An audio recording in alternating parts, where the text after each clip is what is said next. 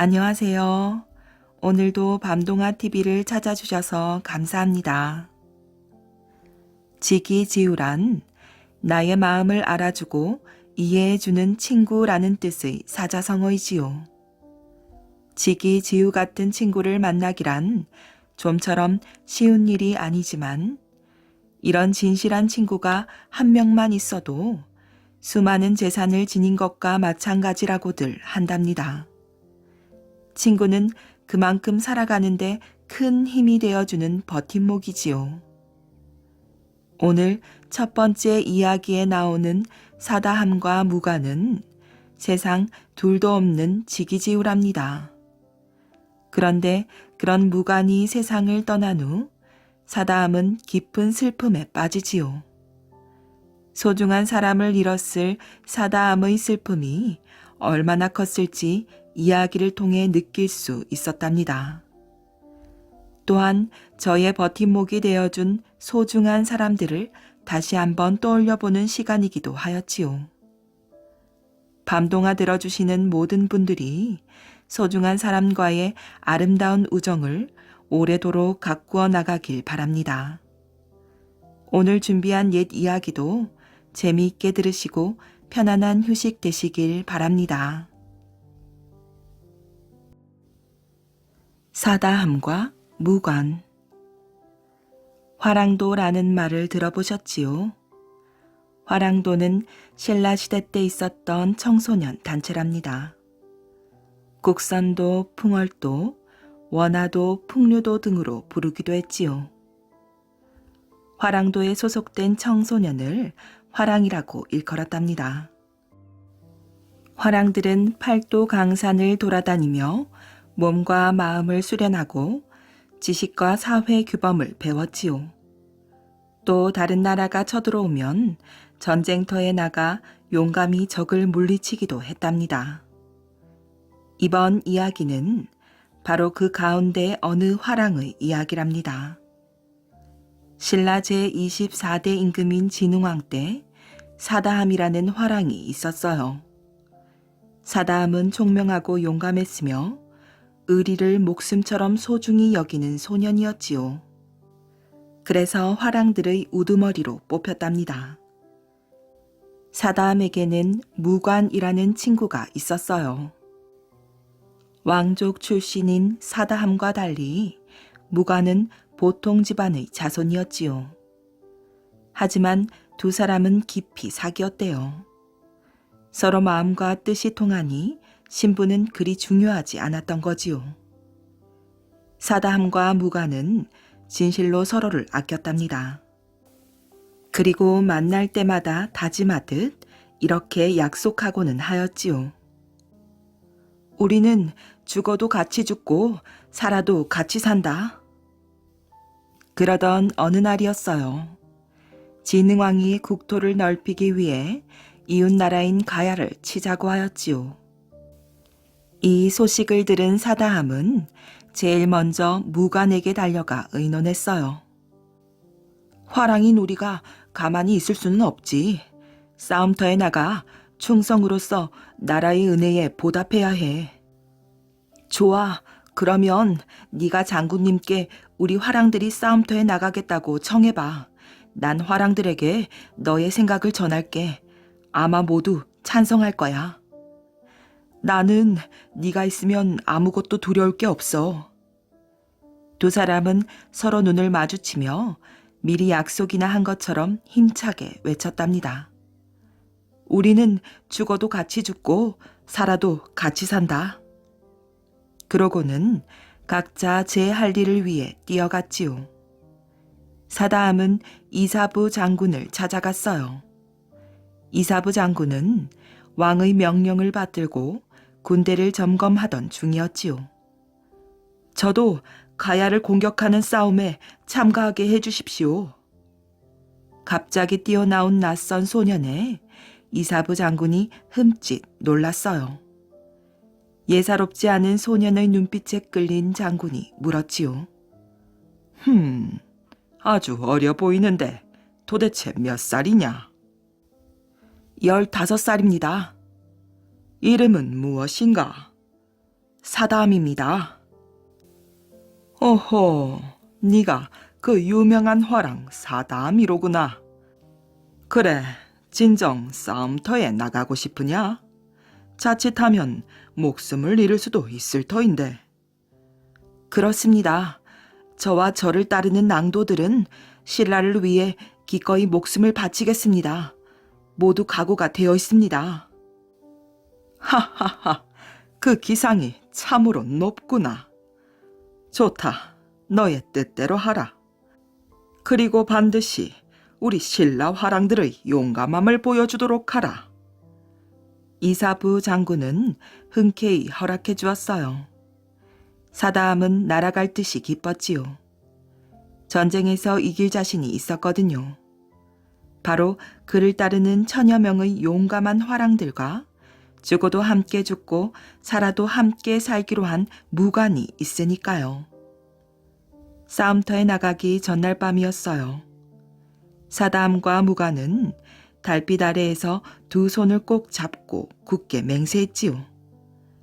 죽어도 같이 죽고 살아도 같이 산다. 저 달이 우리의 약속과 우정을 지켜보리라.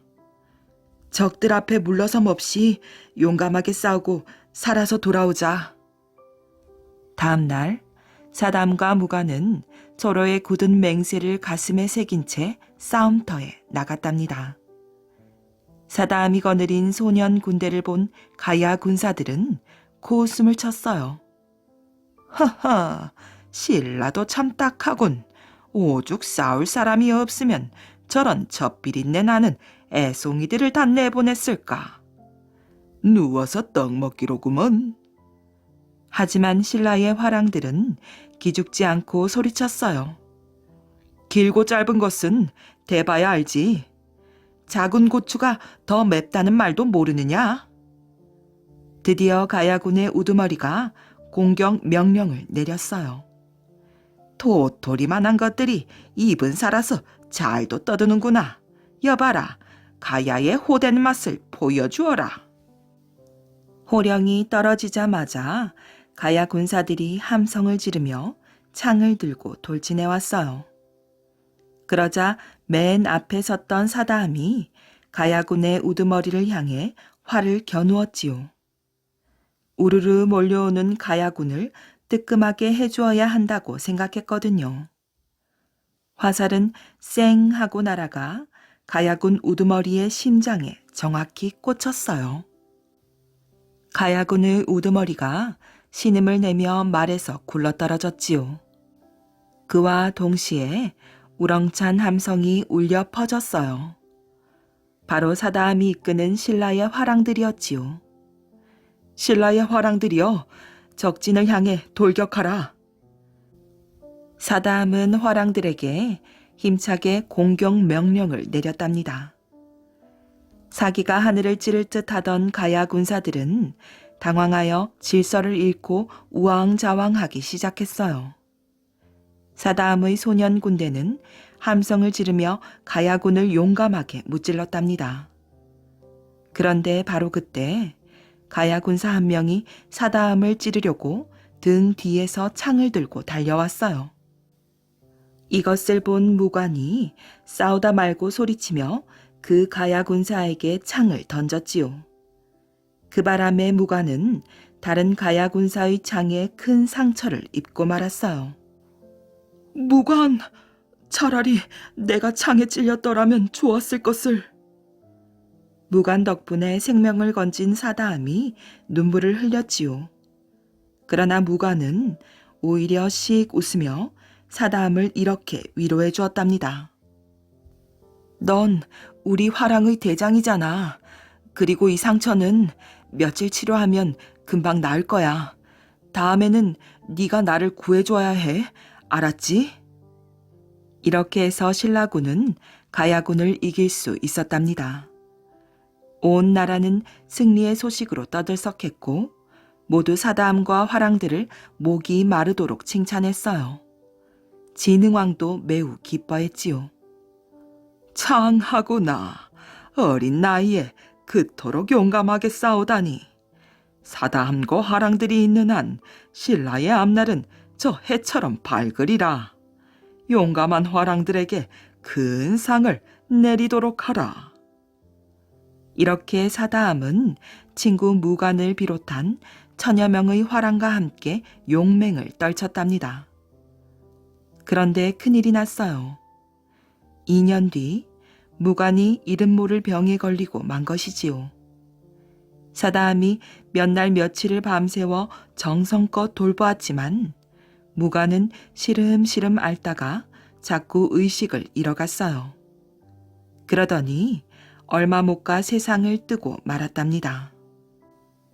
무간, 나를 두고 가면 안 돼. 우리는 죽어도 같이 죽고 살아도 같이 살기로 약속했잖아. 사다함은 울부짖으며 친구의 곁을 떠날 줄 몰랐지요. 어찌나 슬퍼했던지 밥 한 술도 뜨지 못했답니다. 주위 사람들이 함께 슬퍼하며 사다함을 위로해 주었지만 아무 소용이 없었어요. 그렇게 이래를 굶은 사다함은 달빛 아래에서 친구를 그리워하며 스스로 목숨을 끊었답니다. 같이 살고 같이 죽자는 그 맹세를 잊을 수가 없었던 거지요. 가난한 선비와 벼이삭. 옛날 옛적 아주 가난한 선비가 살았답니다. 얼마나 가난했는고 하니 아궁이엔 풀이 나고 굴뚝엔 거미줄을 칠 지경이에요. 양식이 없으니 밥할 일이 없고 밥할 일이 없으니 아궁이에 불 뗄 일이 있어야지요. 불 뗄 일이 없으니 굴뚝엔 연기 날 일이 없었답니다. 식구들은 모두 쫄쫄 굶는 게 일이었어요. 늙으신 홀어머니도 굶고 아내도 굶고 아들도 굶고 딸도 굶었지요. 그렇게 굶다 못해 하루는 아내가 성화를 내었어요. 여보, 이러다 우리 식구 다 굶어 죽겠어요. 젊은 우리 내외 굶는 건 셋째치고 어린 아들 딸 굶는 건 둘째치고 늙으신 어머니 굶는 건 차마 못 보겠어요. 오늘 밤엔 들에 나가 남의 눈에 서 있는 벼이삭이라도 두어 송이 잘 나오세요. 때마침 가을이라 들에는 벼가 서 있었거든요. 벼가 누렇게 익어 곧 거둘 때가 다 되었단 말이지요. 선비네는 가난해서 돈이고 바치고 있을 턱이 없으니 남의 논에 서 있는 벼이삭이라도 좀 잘 나오라는 것이었어요. 그걸로 죽을 써서 헉이라도 면해 보자고 말이지요. 나는 그렇게라도 해서 사람이 살아야지 별 수가 있겠어요. 그래서 그날 밤에 선비가 낫을 한 자루 들고 들에 나갔답니다. 나가서 들판을 살펴보고는 벼가 아주 실하게 익어서 고개가 축 처진 데를 찾았어요. 그러고는 논 한가운데에 턱 들어갔지요. 낫으로 벼이삭을 자르는가 했더니 느닷없이 하늘을 보고 하소연을 하였답니다. 하느님, 제 말 좀 들어보십시오. 우리 집에 5 식구가 사는데 며칠째 밥 한 술 못 먹고 온 식구가 쫄쫄 굶고 있습니다. 젊은 우리 내외 굶는 건 셋째치고 어린 아들 딸 굶는 건 둘째치고 늙으신 어머니 굶는 것은 차마 볼 수가 없습니다. 그래서 남의 논에 익은 벼이삭이나 두어 송이 잘 나가려고 왔습니다. 이렇게 하소연을 하고 나서 이제는 낫으로 벼이삭을 자르려나 했더니 또 하늘에다 대고 물어보는 거예요. 그러니 이 벼이삭을 잘라 갈까요, 말까요? 그래 놓고 나서 저 혼자 한숨을 한번 쉬더니 목소리를 싹 바꾸어서는 크게 호령을 하는 거예요. 네 이놈, 안 되느니라. 남이 애써서 가꾼 곡식을 한 송이들 축내어서 되겠느냐? 혼자서 묻고 대답하고 다 하는 거지요. 자기가 묻고 자기가 대답하고 그러고 나서는 도로 논에서 나와 빈손으로 털레털레 집에 돌아갔어요. 하도 답답하여 남의 논에 오긴 하였지만 차마 벼 이삭을 자르지는 못하고 그냥 돌아가는 거지요. 이튿날 밤에도 선비가 낫을 들고 들에 나왔어요. 식구들 굶는 걸 보다 못해 남의 논에 벼 이삭이라도 잘라갈까 하고 나왔지요. 그런데 또 덥석 자르지 못하고 혼자 소리만 하였답니다. 하느님, 오늘도 벼 이삭 자르러 나왔습니다. 잘라 갈까요, 말까요? 네, 이놈, 안 되느니라. 한 번 안 된다고 했으면 그만둘 일이지 왜 또 나왔느냐? 이렇게 혼자 묻고 대답하고 그러고 나서 또 빈손으로 털레털레 집에 돌아갔어요. 사흘째 되는 날 밤에 또 이 선비가 낫을 들고 들에 나왔지요. 당장 끼니거리가 없으니 별 수가 없었답니다. 남의 논 한가운데 들어가서는 또 덥석 자르지 못하고 혼자 소리만 하는 거예요. 하느님, 오늘도 나왔습니다. 잘라 갈까요, 말까요? 네, 이놈, 안 된다고 하지 않았느냐? 어서 돌아가거라. 이때 논 임자가 논에 나왔다가 그 모습을 보았지요. 가만히 숨어서 보니 실성한 사람처럼 혼자 묻고 대답하고 그러고 나서는 빈손으로 돌아가거든요. 대강 사정을 눈치채었지요. 참 마음이 고든 사람이로구나. 온 식구가 굶어 죽게 됐는데도 남의 것이라고 손을 못 대다니. 저런 사람을 안 도와줄 수가 있나? 하고서 그날 밤에 몰래 쌀 한 가마니를 져다가 선비네 마당에 갖다 놓았어요. 논 임자야 크나큰 부자는 아니라도 제법 먹고 살만 하였거든요. 그러니 쌀 한 가마쯤 내다 줘도 살림이 그다지 축날 건 없었답니다. 이튿날 아침에 선비가 일어나 보니 마당에 웬 쌀가마니가 덩그렇게 놓여 있었지요. 어찌된 일인지 대강 짐작은 했지만은 짐짓 하늘을 올려다보고 또 혼자 소리를 하였어요. 하느님, 참 고맙습니다. 우리 식구 굶어 죽지 말라고 곡식을 내려주셨군요. 내 이 다음에 이자까지 붙여서 꼭 갚겠습니다. 이러고 나서 또 목소리를 바꾸어 호령을 하는 거예요. 그것으로 우선 식구들 허기나 명쾌하여라. 그리고 다음부터는 선비네 머네 하면서 방에 죽치고 앉아 글만 읽을 게 아니라 일을 해야 하느니라. 굳은 일 험한 일 가리지 말고 부지런히 일해서 식구들 굶기지 말렸다. 또 목소리를 바꾸어 대답을 하지요. 여부가 있겠습니까?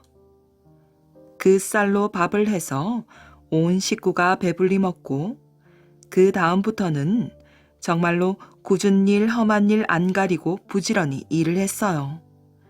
남의 땅 빌려 농사도 짓고 미천 장만하여 장사도 하고 그래서 이듬해에는 쌀 한 가마니에 이자까지 붙여 2가마니를 논 임자네 집에 갖다 주었지요. 아무렴 밤에 몰래 그 집 마당에 갖다 놓았어요. 선비네는 그 뒤로 점점 살림이 불어서 나중에는 아주 큰 부자가 되어 잘 살았답니다. 가짜 사주팔자. 옛날 옛적 어느 곳에 한 사람이 살았는데 이 사람한테는 아들이 하나 있었어요. 아들이고 딸이고 간에 자식이라고는 이 아이 하나뿐이었지요. 그러니 얼마나 귀했겠어요. 그저 놓으면 깨질세라 불면 꺼질세라 고이고이 키웠답니다.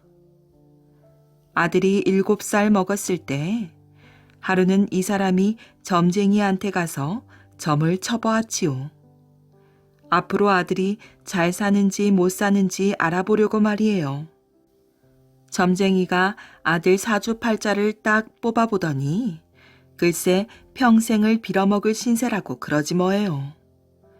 사주팔자라고 하는 것은 타고나는 것이고 사람의 힘으로 못 고치는 거라는데 하나밖에 없는 아들 사주팔자가 평생을 빌어먹는다고 나오니 기가 막히지요.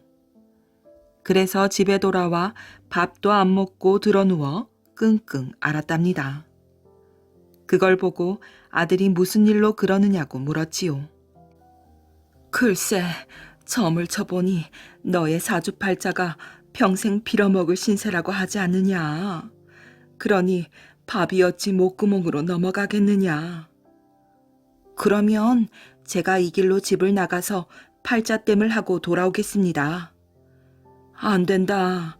이제껏 너 하나 보고 살아왔는데 네가 없으면 무슨 낙으로 산단 말이냐.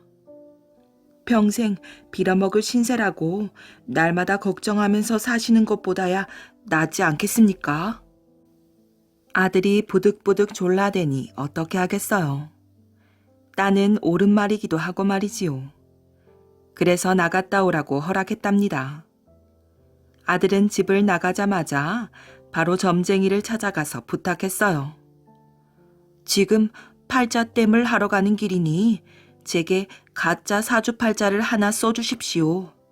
반드시 큰 벼슬을 하고 부자가 되어 잘 살 팔자라고 써주셔야 합니다. 점쟁이가 가짜 사주팔자를 한 장 써주니 아들은 그것을 옷섭에 놓고 실로 단단히 꿰매었어요. 그렇게 해서 길을 떠났지요.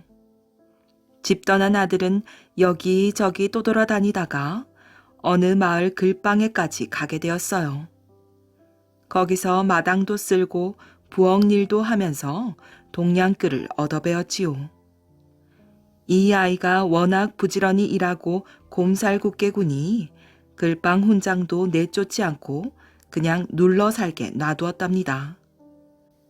보통 때는 머슴이나 종처럼 부려먹으면서 다른 아이들이 글을 배울 때는 어깨너머로 배우게 해줬단 말이지요. 그런데 글방 훈장이 가만히 보니 얘가 밤낮 옷섭을 꼭 찌고 애지중지 하거든요. 그 안에 무엇인지는 몰라도 아주 귀한 게 들어있는 것 같았어요. 궁금해서 물어봐도 그냥 웃기만 하고 아무 말도 안 하는 거예요. 그러니 점점 더 궁금해졌지요. 그래서 훈장이 하루는 얘가 잠자는 사이에 몰래 옷섭을 살짝 뜯어보았어요. 뜯어보니 거기에는 종이 한 장이 나오는데 가만히 들여다보니 사주팔자 써놓은 종이거든요. 그런데 그 사주팔자가 참 기가 막히게 좋단 말이지요. 큰 벼슬을 하고 부자가 되어 잘 산다고 쓰여 있으니 얼마나 좋아요. 이 아이가 이렇게 좋은 팔자를 타고났단 말인가. 이제부터는 이 아이를 다시 봐야겠구나. 이렇게 생각하고 훈장이 그 다음부터는 대접을 참 잘해주었어요. 머슴이나 종처럼 함부로 부려먹지도 않고 글 공부도 아주 제대로 가르쳐주는 거지요. 가르칠 때도 맨 앞자리에 앉혀놓고 가르치고 밤에는 남몰래 한 번 더 가르쳐주고 이렇게 아주 잘해주었어요. 그러니 아주 잘 되었지요. 험한 일은 전보다 덜하고 글은 전보다 더 잘 배우게 됐으니 말이에요. 그래서 얼마 뒤에는 훈장이 보기에 더 가르칠 것이 없을 만큼 되었답니다. 그러다가 과거를 보는 때가 되었어요. 훈장은 말에다가 이 아이를 태워서 경마자비를 딸리고 노자까지 두둑하게 줘가지고 서울에 과거보러 보내었어요. 네가 비록 어깨너머로 글을 배웠지만 남보다 못하지 않으니 꼭 급제해서 돌아오너라. 사주팔자에 큰 벼슬을 한다고 돼 있으니 과거 급제는 따놓은 당상 같았거든요. 아무튼 훈장 덕분에 아이는 서울로 과거를 보러 가게 되었답니다. 가서 과거를 보았는데 본래 똑똑한 데다가 글 공부도 부지런히 했으니 볼 게 있나요? 보기 좋게 급제를 했답니다. 과거에 급제를 해서 벼슬까지 얻어 돌아오니 글방에서는 아주 경사가 났어요. 훈장은 그제야 아이한테 실토했지요. 내가 너의 옷섭에 들어있는 사주팔자를 몰래 뜯어봤느니라. 그때 이미 네가 크게 될 줄 알았다. 아이는 웃으면서 훈장에게 앞뒤 사정을 다 일러주었어요. 사주팔자가 나쁘다 해서 가짜 사주팔자를 품고 집을 떠난 일을 세세하게 다 말해주었지요. 훈장은 가짜 사주팔자에 속은 꼴이 됐지만 어쨌거나 과거에 급제까지 했으니 탓을 할 리가 있나요. 도리어 용기 있다고 칭찬을 해주었지요. 곧 말을 타고 풍악을 울리며 집에 돌아가니 집에서는 더 큰 경사가 났답니다. 아들이 몸성이 돌아온 것만 해도 고마운데 과거에 급제까지 하고 벼슬까지 얻어가지고 왔으니 더 바랄 게 없었지요. 온 동네 사람들 다 불러 모아 큰 잔치를 벌였답니다. 아들은 그 뒤로 벼슬이 점점 높아져서 나중에는 정말로 큰 벼슬을 하고 아주 큰 부자가 되었답니다. 그러니 과연 가짜 사주팔자대로 되었지요.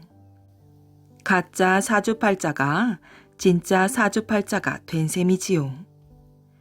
이걸 보면 사주팔자라고 하는 것은 타고난다고 하지만 사람의 힘으로 얼마든지 고칠 수 있나 봅니다.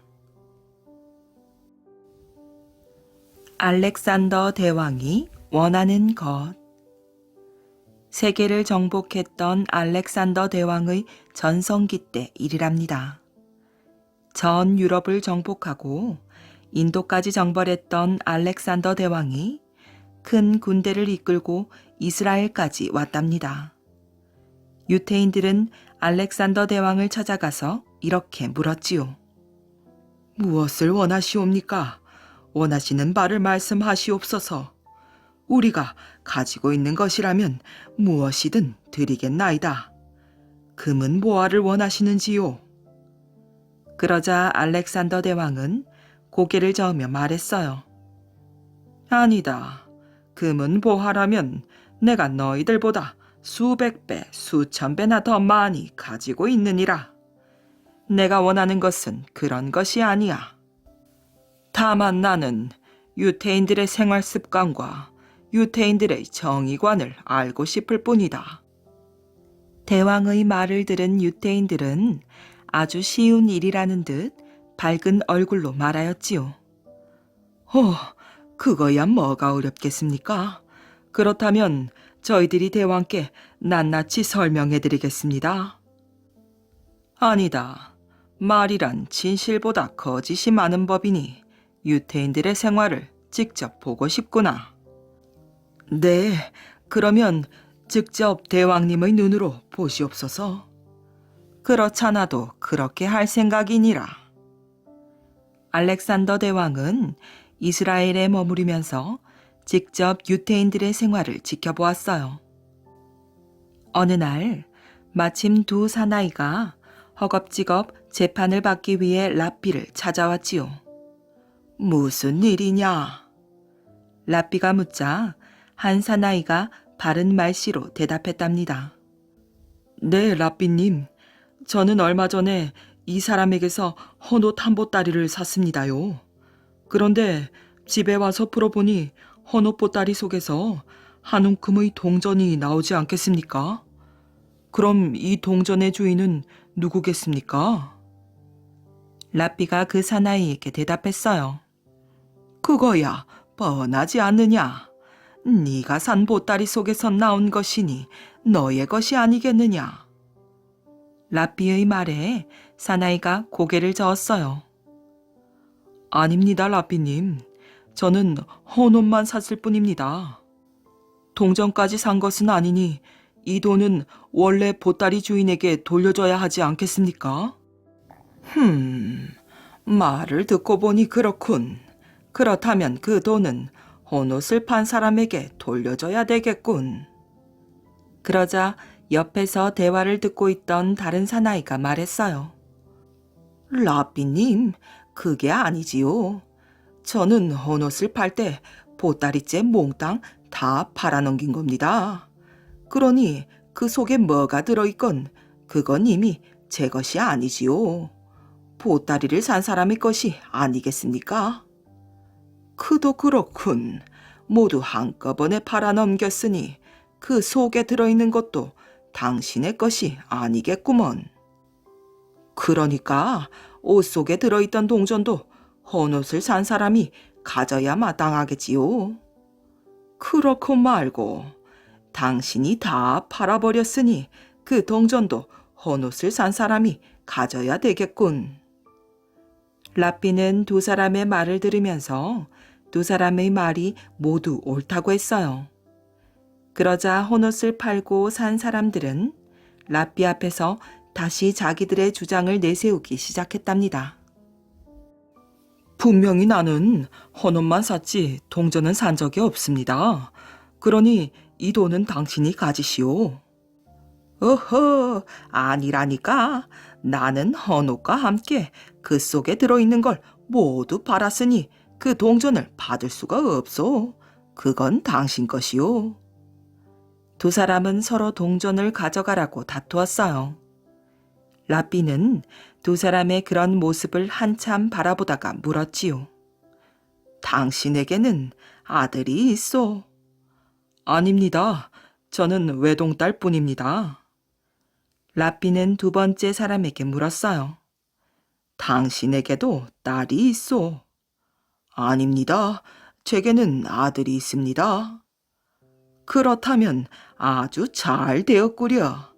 한 사람에게는 아들이 있고 또 한 사람에게는 딸이 있으니 두 사람을 결혼시키시오. 그리고 이 동전을 모두 그들에게 넘겨주시오. 마침내 라삐의 판결이 내려졌어요. 두 사람이 돌아간 뒤 라삐는 알렉산더 대왕을 찾아가서 물었어요. 대왕의 나라에서는 이런 일이 있을 경우 어떤 판결을 내리십니까? 그러자 알렉산더 대왕은 조금 더 망설이지 않고 이렇게 대답했지요. 그야 아주 간단하지. 우리나라에서는 그런 일이 있을 경우 고민할 필요가 전혀 없다. 두 사람을 다 죽이고 돈을 내가 가지면 되기 때문이지. 그것이 우리나라의 법이니라. 아기를 순산했느냐. 충청남도 홍성군 홍북면 논리 상리 마을에 들어서면 저 멀리 기와집 한 채가 보인답니다. 그 집은 옛날에 성산문의 외가였는데 바로 성산문이 태어난 곳이지요. 산문의 어머니는 만삭의 몸으로 친정에서 출산날을 기다리고 있었어요. 아무래도 진통이 시작되는 게 아기를 낳을 것 같아요. 산문의 외할머니는 급히 서둘러 아기 낳을 준비를 갖추었지요. 먼동이 훤히 틀 무렵부터 산모는 진통을 느끼며 신음하기 시작했는데 아프기만 할 뿐 아기를 낳지 못하였어요. 그땐 난데없이 하늘에서 소리가 들려왔지요. 아기를 순산했느냐? 아니, 이게 무슨 소리지? 내가 잘못 들었나? 산모는 배도 아프고 정신이 없는 중이라 더 이상 그 소리에 관심을 기울일 수가 없었답니다. 그런데 조금 후 아까보다 더 큰 소리가 들려왔어요. 아기를 순산했느냐? 방 근처에 있던 사람들은 물론 산모도 깜짝 놀라 모두 눈이 휘둥그레졌지요. 그렇게 모두 얼떨떨해 있는데 세 번째 소리가 들려왔어요. 아기를 순산했느냐? 그 순간 산모는 옥동자를 낳게 되었답니다. 성씨 부부는 하늘에서 3번 물었다는 뜻으로 그 아이의 이름을 산문이라 지었지요. 이 아이가 자라 사육신 중의 한 사람인 성삼문이 되었던 것입니다. 성삼문이 어사또가 되어 영남 지방으로 내려간 일이 있었는데 그때 태백산에서 한 신령한 사람을 만났지요. 성삼문이 그 사람과 더불어 세상 일을 이야기해 보니 미래의 일을 훤히 꿰뚫어 보는 듯하였어요.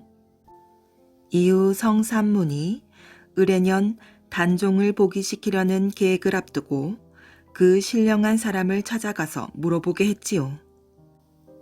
성삼문의 지시를 받은 사람이 그 신령한 사람이 거처 하던 곳에 이르러 보니 그 사람은 간 곳이 없었답니다. 다만 벽에 다음과 같은 글귀가 붙어 있었어요. 장래에 피로 물들어 이름이 후세에까지 전해지리니 내게 물어 무엇하리오. 지시를 받고 갔던 사람이 그 글귀를 떼어 성삼문에게 갖다 드렸어요.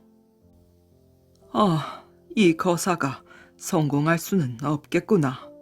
이미 운명은 정해져 있구나. 성삼문은 깊이 탄식했답니다. 사육신들의 계획이 김질의 밀고로 탄로나자 세조는 성삼문과 이 일에 관련된 사람을 붙들어 들였답니다. 그리고 노하여 불효령 같은 목소리로 국문을 하였답니다. 이놈 성삼문아, 너는 어찌하여 영모를 꾀하여 나를 없애려 하였느냐? 신하된 자, 자기의 임금을 다시 내세우려 하는 것은 중성된 일이거늘 영모라니 당치도 않소. 저런 죽일 놈, 네가 어찌 과인의 녹을 먹으며 이럴 수가 있단 말이냐? 내가 벼슬을 붙들고 있었던 것은 이를 도모하려 한 때문이었고 나으리가 준 녹은 한 톨도 먹지 않고 내 집에 보관되어 있소. 우리 일당은 이미 충성스럽게 죽기를 각오한 사람들이오. 두려울 것이 없소이다. 세조는 성삼문을 비롯한 다른 사람들을 인재로 여겨 이들이 굴복하면 살려주려 했으나 모두 기계를 굽히지 않자 죽이기로 하였답니다. 성삼문은 그의 굳은 절개를 다음과 같은 시조로 나타내었지요. 이 몸이 죽어가서 무엇이 될꼬 하니 복례산 제1봉에 낙락장송되었다가 백설이 만건고날째 독야청청하리라. 세조는 이 시조를 읽고 탄식하며 말하였어요. 지금은 나라를 어지럽게 하는 신하지만 후세에는 중신이라 불릴 것이다. 성삼문이 여러 동지들과 함께 수레에 실려 형장인 세남토로 나갈 때 태연한 기색으로 주위 사람들을 돌아보며 말하였어요. 그대들은 새 임금을 도와 나라를 태평하게 하라. 나는 옛 임금을 배웁고자 지하로 가노라. 형장에 이르러 그는 차명되기 전에 시 한 수를 읊었답니다. 북소리 목숨 아낄 재촉하는데 머리 돌려 바라보니 해도 저무네. 황천에 객점 하나 없다 하거니 오늘 밤 네 집에 가 잠을 자리요. 성삼문이 죽은 후 그의 집을 뒤져보니 솥은 밥을 해먹은 지 아주 옛날이요. 방은 불기운이 오랫동안 없었던 듯 무척 차가웠어요. 그러나 곳간에는 세조에게서 녹으로 받은 쌀가마니가 고스란히 쌓여 있었다고 합니다. 앞날을 내다보는 거울. 당나라 상인인 왕창근은 무역을 위해 철원을 방문했답니다. 왕창근은 철원의 한 시장에서 백발의 흰 수염을 기른 노인을 만났어요. 노인은 오른손에는 헌 거울을, 왼손에는 밥그릇을 들고 있었지요. 노인이 왕창근을 보고 물었어요. 자네, 이 거울이 탐나지 않은가? 왕창근은 그 거울이 보통 거울이 아니라는 생각이 들었어요. 그래서 노인에게 이렇게 물었답니다. 얼마면 파시겠습니까? 쌀 5마를 주면 팔겠네. 왕창근은 가지고 있던 쌀을 주고 헌 거울을 샀지요. 노인은 왕창근에게서 받은 쌀을 거지들에게 나누어 준 뒤 호련히 사라졌어요. 왕창근은 거울을 이리저리 들여다보았지요. 뭐야? 그냥 보통 거울이잖아. 실망한 왕창근은 거울을 벽에 걸어두었어요. 그런데 거울에 빛이 반사되자 이상한 일이 벌어졌지요. 거울 속에 이상한 글씨들이 나타난 거예요. 왕창근은 거울에 나타난 글씨들을 읽을 수는 있었지만 뜻을 알 수는 없었지요. 그래서 글 잘하기로 소문난 선비들을 찾아갔어요. 선비들은 거울에 나타난 글씨를 보고 이렇게 말하였답니다. 왕건이 궁예를 몰아내고 삼국을 통일한다고? 에이, 설마. 그런데 얼마 뒤 왕건이 궁예를 몰아내고 삼국을 통일했어요. 거울이 예언을 한 것이었답니다. 시골 양반의 꾀. 옛날에 한 시골 양반이 서울 구경을 왔답니다. 이야, 저렇게 큰 기와집에는 누가 살까? 저 많은 물건들은 모두 어디서 난 것일까? 시골 양반은 감탄사를 연발하면서 여기저기를 구경하며 다녔답니다. 상점에는 시골 양반이 처음 보는 신기한 물건들이 잔뜩 쌓여 있었어요. 돌아다니다 보니 시골 양반의 뱃속에서 쪼르륵 소리가 났답니다. 아이고, 배고파. 아무래도 무얼 좀 먹어야겠구나. 시골 양반은 주머니 속을 뒤져보았어요. 그런데 주머니 속은 텅 비어 있었지요. 이것저것 물건을 사느라고 돈이 바닥난 것이었어요.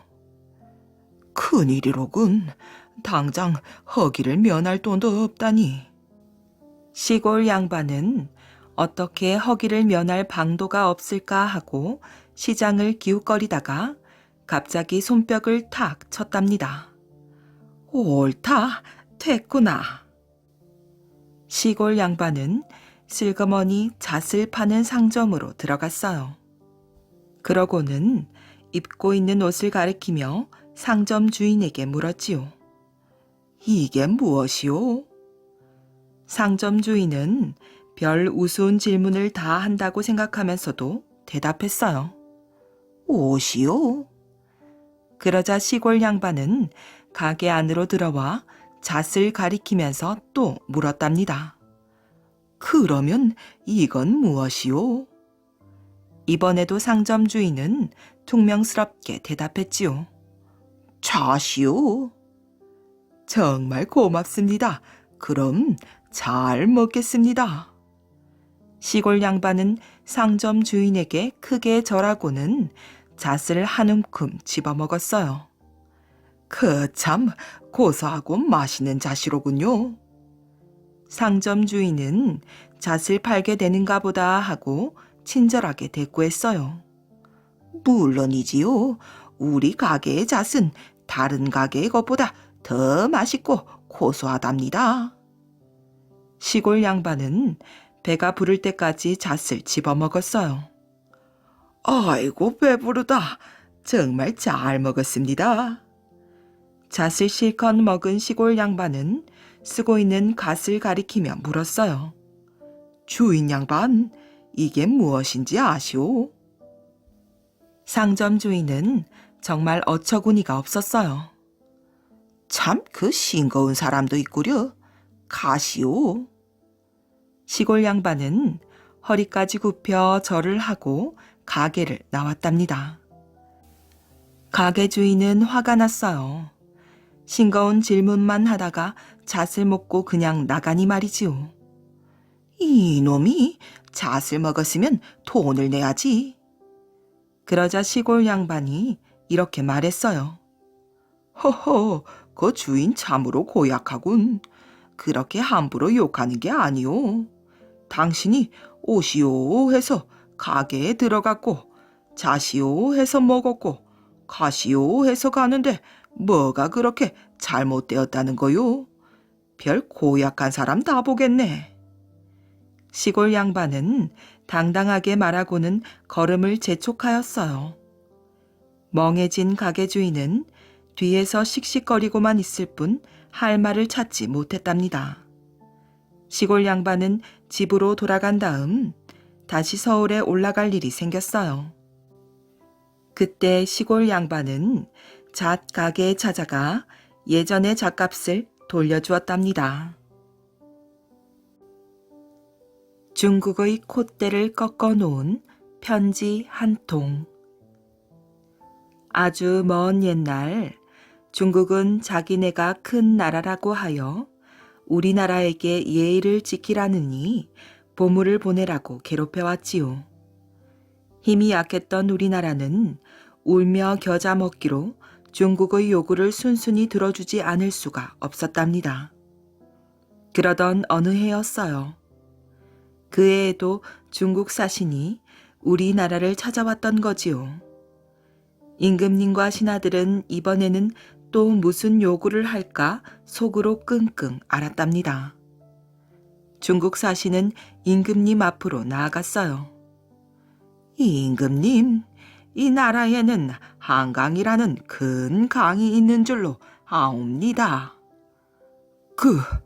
그렇소만. 저희 황제 폐하께서 그 한강을 갖고 싶어 하십니다. 그러하오니 한강을 우리에게 주십시오. 한강을 달라니 그게 무슨 말씀이오? 임금님은 어이가 없어 이렇게 되물었어요. 한강의 강물을 배에 실어다가 우리 중국으로 보내달라는 말씀이옵니다. 세상에, 강물을 달라니 보내주긴 하겠소만. 하고 임금님은 고개를 갸웃거렸어요. 그러자 중국 사신은 빈정대며 이렇게 말하는 것이었지요. 다음 달 보름날까지 한강의 물을 단 한 방울도 남기지 말고 보내십시오. 아니, 뭐라 했는가? 그제야 임금님과 신하들은 중국이 또다시 우리나라를 괴롭히려고 말도 안 되는 요구를 한다는 것을 알았답니다. 임금님은 걱정이 태산 같았어요. 이를 어쩐담. 강물을 몽땅 퍼서 중국으로 보내면 우리 백성들은 농사를 짓지 못할 테고 설령 강물을 몽땅 보낸다 하더라도 그것을 실을 만한 배도 없고. 임금님이 끙끙 가슴 앓이를 하는 동안 약속한 날짜는 점점 다가왔어요. 하루는 임금님이 신하들을 불러놓고 경들도 아시다시피 중국이 우리나라를 업신여겨 말도 안 되는 요구를 하고 있소이다. 누구라도 좋으니 경들 중에서 좋은 의견이 있으면 말씀해 보시오. 하고 안타깝게 말했어요. 그러나 모두들 꿀먹은 벙어리였지요. 경들도 뾰족한 수가 없는가 보군. 그렇다고 이렇게 가만히 당하고 있자니 분하기도 하고 임금님이 한숨을 내쉬자 신하들은 어쩔 줄 몰라 고개만 조아렸지요. 그때였어요. 한정승이 임금님 앞으로 나아가 이렇게 아뢰었지요. 전하, 소신에게 좋은 생각이 있사옵니다. 어서 말해보시오. 정승의 이야기를 들은 임금님은 무릎을 탁 치며 훌륭한 지혜로다 하며 정승을 크게 칭찬했어요. 그 자리에 모여있던 신하들도 환하게 웃으며 고개를 끄덕였지요. 도대체 정승이 어떤 생각을 했길래 모두들 기뻐하는 걸까요? 정승은 다음과 같은 내용의 편지를 중국으로 보내었답니다. 저희는 한강의 강물을 한 방울도 남기지 않고 보낼 준비를 끝냈습니다. 그런데 우리는 땅이 작아 큰 배를 마련하기가 쉽지 않습니다. 강물을 모두 실으려면 아주 높은 모래돛대가 필요한데 우리에게는 그만한 양의 모래가 없지요. 그러하오니 중국 북쪽에 있는 사막을 얼어서라도 모래돛대를 세운 큰 배를 보내주신다면 한강의 강물을 단 한 방울도 남기지 않고 실어드리겠습니다. 이 편지를 받은 중국의 임금과 벼슬 아치들은 우리나라 사람들의 지혜에 크게 감탄하였다고 해요. 그 뒤부터 우리나라를 작은 나라라고 우습게 여기지 않았다고 합니다. 물고 물고 또 물고. 아니, 벌써 끝났단 말인가? 한나절이나 걸린 제 이야기가 어르신께서는 짧다고 생각하십니까? 그럼 그 자네는 길다고 생각하는가? 젊은이는 어이없다는 표정을 지으며 채부잣집을 나왔어요. 휴, 이 나한테 길고 긴 옛날 이야기를 들려줄 사람이 이렇게도 없단 말인가? 하고 옛날 이야기를 무척 좋아하는 채부자 영감이 혼잣말을 하였답니다. 채부자는 길고 긴 옛날 이야기를 들려주는 사람에게는 막내딸과 재산의 절반을 주기로 하였지요. 이 소문을 듣고 많은 젊은이들이 구름대처럼 몰려왔지만 채부자는 번번이 벌써 이야기가 끝났단 말인가? 하는 대답뿐이었어요. 그러던 어느 날 한 젊은이가 채부자를 찾아왔지요. 그래, 자네는 어떤 이야기를 가지고 왔는가? 하고 채부자가 긴 담뱃대를 입에 물었답니다. 아주 길고 재미난 이야기를 가지고 왔습니다. 그럼 어서 해보게나. 그런데 어르신께서 제 얘기가 너무 길어 실증을 내실까 걱정입니다. 젊은이의 말에 채부자는 손을 내저으며 말했어요. 하하하, 그게 무슨 소린가? 나는 오히려 자네 이야기가 짧을까봐 걱정이네. 그러니 내 걱정은 말고 이야기를 시작해 보게나. 그럼 이제부터 시작하겠습니다. 아주 먼 옛날 오랑캐가 군사를 이끌고 우리나라로 쳐들어왔지요. 조정에서는 서둘러 군사 100만을 모아 오랑캐와 싸웠지만 패하고 말았습니다. 그래서? 채부자는 빨리 다음 이야기를 하라며 재촉하였어요. 임금님의 걱정은 태산 같았지요. 신하들과 의논을 해보았지만 뾰족한 수가 나지 않았답니다. 아이고, 저런. 채부자는 안타까운 표정을 지으며 쯧쯧 혀를 찼답니다. 그때 한 젊은 신하가 조심스럽게 입을 여는 게 아니겠습니까? 뭐라고 했는가? 채부자는 귀를 쫑긋 세우며 젊은이에게 바싹 다가갔어요. 그 신하가 이렇게 말하는 겁니다. 전하, 오랑캐와의 싸움에서 이기기 위해서는 쥐를 모으는 방법이 좋겠습니다. 그 말에 임금님은 물론 다른 신하들까지 깜짝 놀랐지요. 그러나 젊은 신하는 아랑곳하지 않고 이렇게 말했습니다. 수백 년 전 오랑캐 나라끼리 전쟁을 한 적이 있었습니다. 그때 위기에 처한 나라의 쥐들이 적군이 있는 곳으로 떼지어 몰려갔지요. 그리고는 적들의 활주를 죄다 끊어놓아 위기에 빠진 나라를 구했다고 합니다. 젊은 신하의 말을 들은 임금님과 신하들은 고개를 끄덕였지요. 참으로 그럴듯한 이야기야. 어서 빨리 그 다음을 얘기해보게. 하고 채부자는 침을 꿀꺽 삼켰답니다. 임금님은 젊은 신하로 하여금 대장지를 뽑겠지요.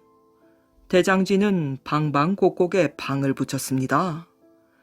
지금 우리가 살고 있는 나라가 위험에 빠져 있노라. 그러니 이 나라에 사는 쥐들은 하나도 빠짐없이 내일 아침 광화문 앞에 모이도록 하라. 라는 내용이었습니다. 그래서 그 쥐들이 광화문 앞에 모였단 말인가? 어느새 젊은이의 이야기에 푹 빠져버린 최 부자는 목을 쭉 빼고 다음 이야기를 기다렸어요. 다음 날 아침이 되자 광화문 앞에는 쥐들이 새까맣게 몰려들었지요. 그러자 대장지가 높은 곳에 올라가 이렇게 소리쳤습니다. 너희들의 애국 충정을 고맙게 생각한다. 적군의 진영으로 들어가기 전에 내가 수를 셀 테니 내가 물고 소리를 할 때마다 앞에 있는 쥐의 꼬리를 물기 바란다. 그러고는 대장쥐가 물고 하면 뒤에 있는 쥐가 앞에 있는 쥐의 꼬리를 물기 시작했습니다. 대장쥐가 물고 하면 뒤에 쥐가 앞에 쥐 꼬리를 물고 또 물고 하면 뒤에 쥐가 앞에 쥐 꼬리를 물고 또 물고. 젊은이는 점심때가 지나고 저녁때가 지나도 물고 또 물고만 앵무새처럼 되풀이했어요. 최 부자는 하품을 하며 이렇게 말하였지요. 여보게, 그놈의 물고 또 물고는 언제까지 할 텐가? 영감님도 참, 이제 겨우 한 마을 쥐를 세고 있을 뿐인데요. 우리나라 팔도쥐를 다 하려면 끝이 없지요. 마침내 최 부자는 지칠 대로 지쳐버렸어요. 참으로 길고도 긴 이야기로다. 그런데 그 물고 또 물고만 하니 재미는 하나도 없구나. 어르신, 쥐가 얼마나 모였는지 알아야 나중에 이 쥐들이 적의 진영에 들어가 어떻게 싸우는지 알게 될 것입니다. 하고 나서 젊은이는 물고 또 물고를 계속했어요. 여보게, 그건 내가 졌으니 그만하게나. 그럼 약속대로 막내 따님과 재산의 절반을 제게 주시는 겁니까? 그렇게 하게나. 그 후부터 최 부자는 옛날 이야기라면 지긋지긋했던지 손을 휘휘 내저었답니다. 그리고 젊은이는 최 부자로부터 받은 재산을 가난한 사람에게 골고루 나눠주고 막내딸과 오래오래 행복하게 잘 살았다고 합니다.